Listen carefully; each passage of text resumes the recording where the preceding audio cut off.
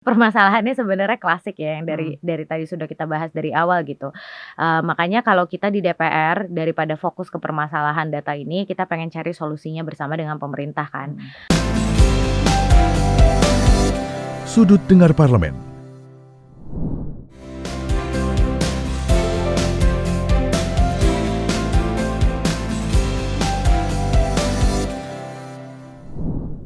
Halo, apa kabar pendengar Radio Parlemen dan penonton TV Parlemen? Kita jumpa lagi dalam program Sudut Dengar Parlemen.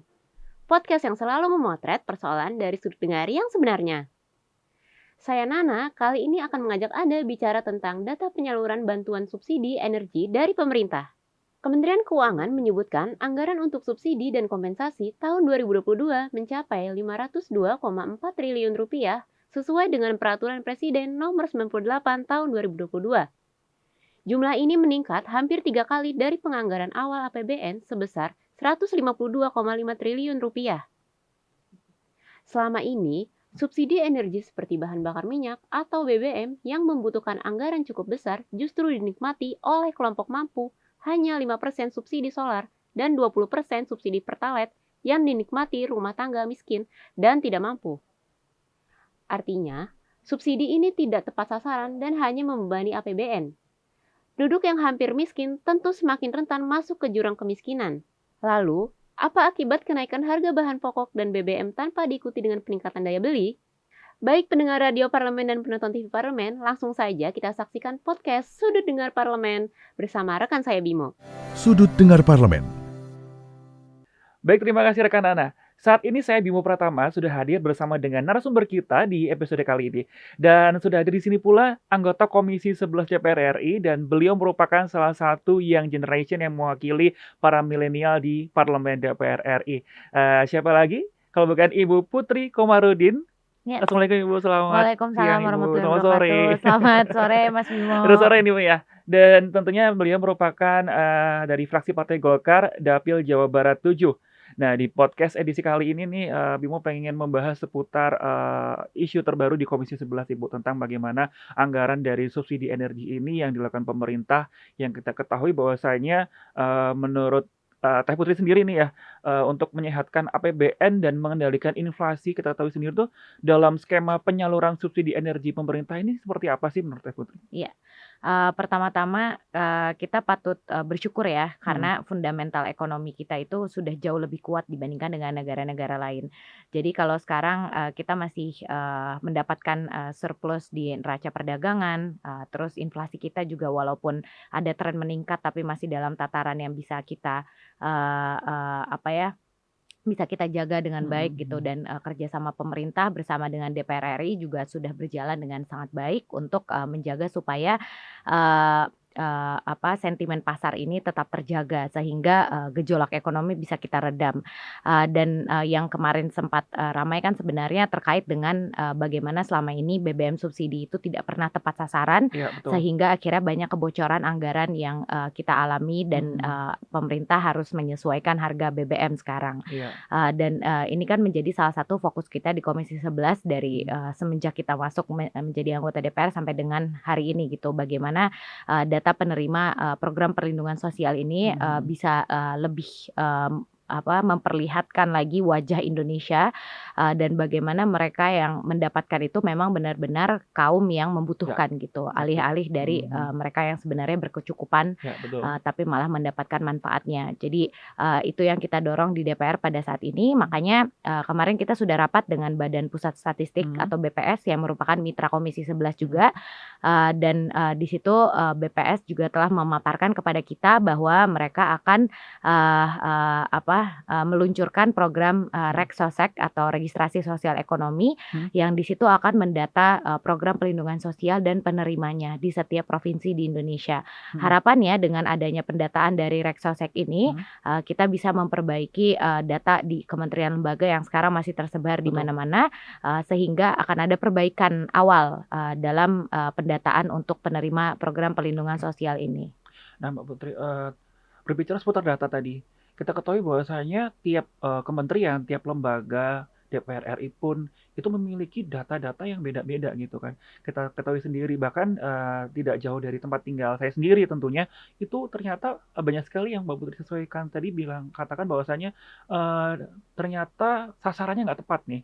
Ada orang yang rumahnya tingkat 2 ternyata kena bantuan sosial dari pemerintah. Nah, selama ini juga terkait subsidi yang tidak tepat sasaran ini tuh kita juga pengen tahu nih subsidi ini kan penting ya untuk menjaga daya beli keluarga miskin. Nah, bagaimana sih Mbak Putri menyikapi hal ini? Iya, eee kita kan, sudah juga melihat bagaimana pemerintah mencoba untuk memberikan kompensasi terkait Mhm, dengan penyesuaian harga BBM ini, tentunya dengan memberikan bantuan langsung tunai, mhm mhm. dan, penerima manfaatnya sekarang sudah, mulai ada, sekian persen, dari total 100%, dan, tentunya kita berharap bahwa, BLT ini yang sekarang sedang dibagikan oleh pemerintah itu memang diberikan kepada mereka yang, benar-benar membutuhkan gitu. Mhm. Dan kemarin kita sempat mengecek kondisi di lapangan juga, ternyata masih banyak juga masyarakat, yang tidak mampu, benar-benar dari kaum nelayan, petani, yang tidak punya mata pencaharian lain, selain, kedua pekerjaan tersebut, Mhm. dan masih tidak bisa mendapatkan bantuan langsung, tunai tersebut Ya. dikarenakan persoalan pendataan, dan, banyak juga yang ternyata, mereka belum mempunyai, kartu, tanda penduduk, Mhm. dan juga kartu keluarga dikarenakan berbagai permasalahan di lapangan. Jadi, hal-hal seperti ini kan, patutnya mendapatkan perhatian yang lebih selain Concern dari ya. Mhm. pemerintah pusat, tentu dari pemerintah daerah dan juga pemerintah desa Mhm. sebagai, ujung tombak Ya, dari betul. pemerintahan di level paling bawah Betul betul. gitu di level Mhm. desa. Jadi yang bisa kita lakukan Yes. sebagai wakil rakyat Mhm. tentu menjadi jembatan kebutuhan masyarakat ini. Ya, Jadi yang bahkan belum mempunyai, NIK ataupun, betul. kartu keluarga, membutuhkan akses dan bantuan untuk menyelesaikan Mhm. dokumen administrasi tersebut, dan, membutuhkan bantuan untuk bisa, didata oleh, dinas sosial di, Mhm. Pemda terkait, itu kita, jembatani supaya mereka bisa, segera Oke, mendaftarkan diri dan akhirnya nanti bisa mendapatkan bantuan bantuan tadi ya. sosialnya. Mhm. Dan, sebagai wakil rakyat juga Mhm. kita, mempunyai, daya yang lebih untuk memberikan, bantuan sosial Betul. berupa, sembako misalnya ataupun program kemasyarakatan lain, Mhm. bantuan untuk UMKM yang paling terdampak oleh, kenaikan harga BBM ini dan, masih banyak lagi sebenarnya program yang Mhm. kita punya sebagai, wakil rakyat gitu. Jadi ya memang fungsi kita pada Mhm. saat ini menjadi, sangat sentral gitu untuk Betul. membantu masyarakat. Nah, Mbak Putri, berbicara seputar tadi adalah sentralisasi. Berbicara tentang sentralisasi tentunya, hubungannya dengan pemerintah pusat ya, data pusat. Apa langkah ada langkah tersendiri terkait mungkin akan ada, perwakilan dari masing-masing daerah, utamanya daerah 3T, yang utamanya memang di daerah 3T itu, sangat potensial untuk tidak kita bisa data secara akurat seperti itu dari Komisi 11 seperti apa? Iya. Yang tadi saya sampaikan kan BPS juga sekarang, sedang mendata ya dengan Mhm. Reksoseknya itu dan Reksosek ini juga merupakan salah satu program kerja dari, Bappenas Mhm. ataupun, Kementerian Perencanaan Pembangunan Nasional yang juga merupakan mitra kerja kami di Komisi 11. Mhm. Jadi kemarin, ketika rapat kerja dengan, Pak Menteri juga kita menyampaikan bagaimana pendataan ini yang ada di Bappenas Ya. dan juga yang ada di BPS harusnya disinergikan, sehingga bisa menghasilkan data yang benar-benar relevan dan juga, bisa, memunculkan data-data yang selama ini mungkin belum muncul Belum dari muncul daerah ya? 3T tersebut Betul. gitu. Jadi ya koordinasi antar lembaga sekarang menjadi sangat penting, dan kalau di Indonesia ini sangat terkenal harga koordinasi itu sangat Mhm. mahal. Sangat mahal, betul. Jadi kita juga, senantiasa mengingatkan kepada pemerintah ketika kita melakukan, fungsi pengawasan, supaya kementerian dan lembaga Mhm. itu tidak memainkan ego sektoralnya di saat masyarakat sedang susah seperti Iya. sekarang gitu. Oke, kita akan lanjutkan lagi nih Mbak Putri, tentang pertanyaan selanjutnya tentang kebijakan fiskal dan tentang kebijakan lainnya, tentunya setelah informasi yang berikut ini. Tetap di podcast Sudut Dengar Parlemen. Sudut Dengar Parlemen. Sudut Dengar Parlemen. Ya, berjumpa lagi dengan saya Bimo Pratama dan tentunya bersama dengan narasumber kita, Mbak Putri Komarudin. Nah, Mbak berbicara seputar pemerintah yang menargetkan pertumbuhan ekonomi sebesar 5,3% pada tahun 2023. Dengan kenaikan harga BBM ini, apakah angka pertumbuhan ini masih realistis? Dan apa yang harus dilakukan pemerintah untuk menjaga agar pertumbuhan ekonomi ini tetap baik? Iya, tentu menurut kita dengan, kuantitas yang sangat besar yang akan dikeluarkan oleh pemerintah dalam bentuk program perlindungan sosial, itu sepatutnya bisa menjadi bantalan untuk menjaga agar daya beli masyarakat itu bisa tetap terjaga. Jadi kan permasalahannya balik lagi ke permasalahan data tadi kan, gimana masyarakat yang paling membutuhkan ini yang nantinya akan mendapatkan program perlindungan sosial, bukannya mereka yang sudah mampu. Jadi ya kita sebagai anggota DPR tentu perlu selalu melakukan fungsi pengawasan dan kembali ke daerah pemilihan kita masing-masing. Misalnya kalau daerah pemilihan saya di Kabupaten Purwakarta, Karawang dan Bekasi, dan melakukan pengecekan di lapangan kira-kira dari satu desa itu berapa persen yang masyarakat yang benar-benar tidak mampu itu sudah mendapatkan bantalan sosial dari pemerintah, dan berapa persen lagi yang mempunyai misalnya barang-barang yang bagus, rumah yang sudah layak dan lain-lainnya, itu mereka yang justru mendapatkan bantuan. Dan problem paling besarnya lagi adalah ketika masyarakat mendapatkan satu bantuan, biasanya mereka akan terus-menerus mendapatkan bantuan dengan berbagai ragam dari pemerintah. Jadi ketika ada satu yang dapat, mereka akan selalu mendapatkan program. Ya, sementara ketika ada satu yang tidak pernah mendapatkan apa-apa, biasanya akan terus tidak mendapatkan gitu. Jadi ketimpangannya juga semakin lebar. Mereka yang semakin yang sudah kaya akan semakin kaya, yang miskin semakin miskin gitu. Dan kalau di daerah pemilihan saya itu kan banyak juga masyarakat yang menggantungkan livelihood-nya atau kehidupannya di industri pertanian gitu. Dan kita tahulah ketergantungan petani dengan BBM ini kan juga masih besar gitu kan. Jadi ya ini juga akan sangat berdampak pada produksi pangan kita. Jadi ketika di daerah lumbung pangan saja mereka kesulitan mendapatkan BBM subsidi dengan harga yang mereka bisa beli gitu. Bagaimana dengan rekan-rekan kita yang berada di daerah-daerah yang bukan produsen pangan gitu. Tentu ini akan berdampak di level nasional. Nah, berbicara seputar sekarang ke Kementerian Keuangan nih, Mbak Putri. Sri Mulyani kan udah menyebutin anggaran subsidi energi sebesar 502,4 triliun yang akan habis pada Oktober 2022. Nah, padahal anggarannya sudah dinaikkan 3 kali lipat nih, Mbak Putri. Dari anggaran semula yaitu 152,5 triliun. Ini pendapat Mbak Putri gimana sih, kok bisa kayak gini gitu? Ini sih permasalahannya sebenarnya klasik ya, yang dari tadi sudah kita bahas dari awal gitu. Makanya kalau kita di DPR daripada fokus ke permasalahan data ini, kita pengen cari solusinya bersama dengan pemerintah kan. Dan sebaiknya menurut kita akan ada satu payung hukum yang menjadi acuan untuk pemerintah membagikan segala jenis bentuk program perlindungan sosial. Jadi kalau ada satu data yang bisa dipakai oleh semua kementerian lembaga dan data tersebut terus diperbaharui dengan misalnya ada yang meninggal atau ada yang pindah domisili dan lain-lainnya. Terus diupdate juga dengan tingkat sosial mereka, kan biasanya setelah mendapatkan program akhirnya mereka bisa naik kelas. Jadi bisa keluar dari kelompok prasejahtera misalnya.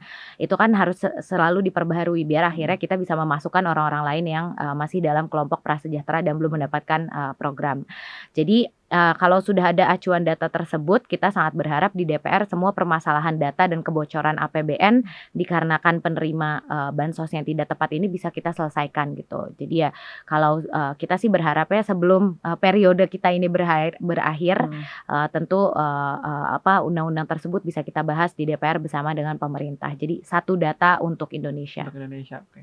Berbicara lagi seputar energi nih, Mbak Putri. Kita tahu kan bahwasanya 2 tahun kebelakang ini electrical vehicle ini udah benar-benar marak gitu kan. Banyak brand-brand mobil dunia yang memang berlomba-lomba untuk memunculkan yang namanya electrical vehicle. Nah, ini apakah semakin berkembangnya industri electric vehicle ini juga menurut Mbak Putri sangat membantu dalam kaitannya subsidi energi tadi? Iya. Electric vehicle ini belum menjadi, atau mobil listrik kan, belum menjadi salah satu pilihan utamanya orang Indonesia, terutama karena pengetahuan kita tentang kendaraan berbasis listrik ini kan juga belum sedalam kalau kita dengan mobil yang selama ini kita biasa pakai kan, dengan bahan bakar yang biasa kita pakai. Jadi tentunya selain itu juga pemerintah harus mengedukasi gitu terkait dengan kendaraan listrik ini, keuntungannya apa sih dibandingkan dengan kendaraan yang selama ini kita pakai. dampaknya besar atau tidak untuk lingkungan kita dan emisi yang kita sumbang selama ini, dan dengan tingkat polusi Emisi di tadi kan. Indonesia yang sudah sangat tinggi ini, apakah bisa berkurang secara signifikan apabila kita beralih ke kendaraan listrik ini. Jadi step by step-nya sebenarnya menurut saya masih sangat panjang, tapi ya ini membutuhkan extra effort lah, kerja keras lebih dari pemerintah dan juga tentu kita di DPR untuk bisa membantu masyarakat untuk lebih memahami sehingga nanti bisa mengadopsi kendaraan listrik ini. Dan kita nanti akan berbincang lagi nih, Ya. Mbak Putri, tentang utamanya subsidi upah nih yang sudah dilakukan di cycle pertama ya, yang sudah dilakukan pemerintah. Tapi saat lagi Mbak Putri. Jadi pemirsa tetap di podcast Sudut Dengar Parlemen. Sudut Dengar Parlemen. Sudut Dengar Parlemen. Iya, pemirsa podcast dan juga pendengar TV Radio Parlemen, berjumpa lagi dengan saya Bimo Pratama, tentunya di podcast Sudut Dengar Parlemen, masih bersama narasumber kita, Mbak Putri Komarudin. Nah, Mbak berbicara seputar tadi subsidi upah yang sukses dilakukan pemerintah di cycle pertama. Kita tentunya melihat bahwa subsidi upah ini adalah mereka yang bekerja di sektor formal, seperti buruh, lalu juga para pekerja di sektor swasta, seperti itu. Lalu kita juga pengen tahu nih Mbak, kalau yang penjual kayak informal nih, kayak penjual bakso atau penjual pecel lele ini kayak gimana? Mereka juga harus patut dapat bantuan nih. Gimana nih Mbak? Ya. Ini kan memang dikarenakan basis ekonomi kita kan memang masih dipenuhi oleh masyarakat yang bekerja di sektor informal ya. Dan ini juga sudah menjadi salah satu fokus kita, dan salah satu strateginya sebenarnya mensiasatinya adalah memperkenalkan masyarakat di sektor informal ini dengan program pemerintah dari perbankan gitu, yaitu kredit usaha rakyat. Jadi ketika pandemi kemarin dengan berbagai bantuan langsung kepada sektor formal, kita kan menyadari kan bagaimana akhirnya dari sektor informal itu teman-teman kita, rekan-rekan kita tidak mendapatkan bantuan sebagaimana yang sektor formal itu bisa dapatkan. Jadi akhirnya kita bekerja sama dengan dunia perbankan, dan salah satunya adalah bank-bank himbara, yaitu Bank BRI, BTN, Mandiri dan juga BNI. Itu kita menggelontorkan KUR atau kredit usaha rakyat dengan jumlah yang lebih banyak lagi, di mana kredit-kredit tersebut bunganya disubsidi oleh APBN, jadi hanya 6% masyarakat sudah bisa mengajukan kredit sampai dengan 500 juta tanpa agunan. Dan itu adalah salah satu cara juga bagi kita untuk membantu rekan-rekan kita di sektor informal ini, tapi yang mempunyai usaha lele, bakso dan lain-lainnya yang kita biasa temui lah gitu sehari-hari, itu bisa tetap mendapatkan program dari pemerintah.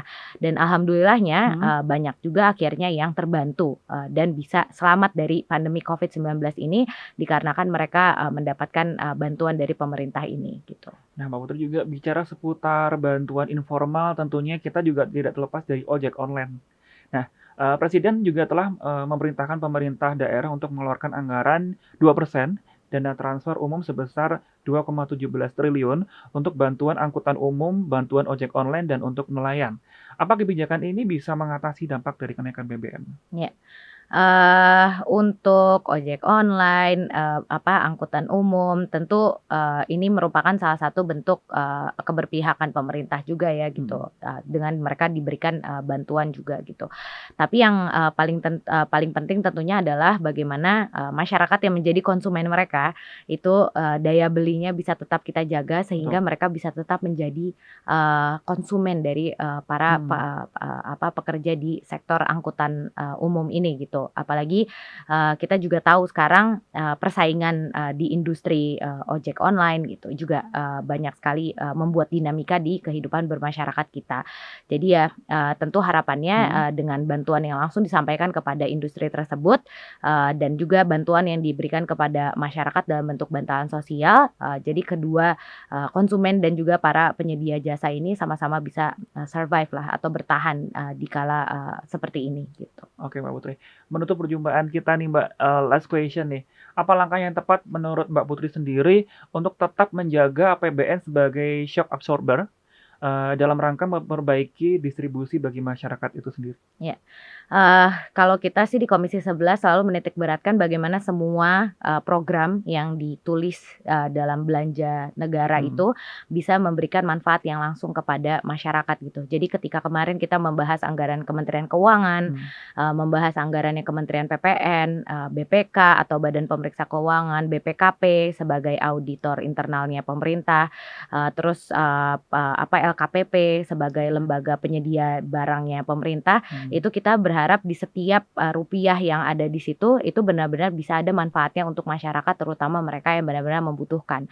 Jadi ketika kita bedah satu-satu semua, komponen di situ, misalnya kajian untuk, program pemerintah atau misalnya, pendataan ulang untuk, masyarakat yang tidak mampu dan lain-lainnya, itu benar-benar kita plototin, supaya masyarakat nanti benar-benar bisa mendapatkan manfaat dari APBN kita yang sekarang jumlahnya udah ribuan triliun. Jadi ya, jangan sampai ternyata program yang kita ketok di DPR ini, sama sekali tidak dirasakan manfaatnya oleh masyarakat di bawah gitu. Jadi ya kita sama-sama jaga APBN kita supaya benar-benar jadi instrumen untuk, membangun negara ini. Dan pastinya tepat sasaran ya tadi Mbak ya, dan juga datanya akurat. Iya. Dan juga terima kasih nih Mbak Putri waktunya telah menyempatkan di sela-sela kesibukannya. Makasih Mas Bimo. Terima kasih juga Terima Mbak kasih Putri. banyak. Kita hatur nuhun. Hatur Terima kasih nuhun. sudah hadir di podcast Sudut Dengar Parlemen, dan tentunya kita akan berjumpa lagi nih ya di podcast-podcast selanjutnya ya Mbak Pasti. Putri. Terima kasih. Dan baik pemirsa dan juga pendengar TVR dan juga Radio Parlemen, demikianlah tadi perjumpaan kita di podcast Sudut Dengar Parlemen edisi kali ini bersama Mbak Putri Komarudin, anggota Komisi 11 DPR RI dari fraksi Partai Golkar, daerah pemilihan Jawa Barat 7. Dan tentunya saya Bimo Pratama beserta seluruh kerabat kerja yang bertugas pamit undur diri. Terima kasih atas perhatian Anda dan sampai jumpa di Sudut Dengar Parlemen selanjutnya.